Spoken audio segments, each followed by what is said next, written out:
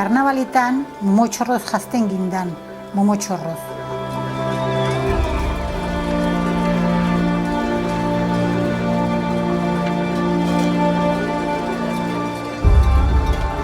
Ondo jazten zan jendi, bai.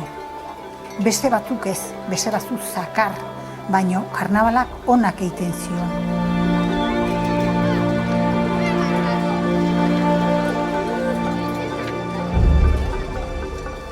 Momotxorro zakar horiek plazan zian horiek.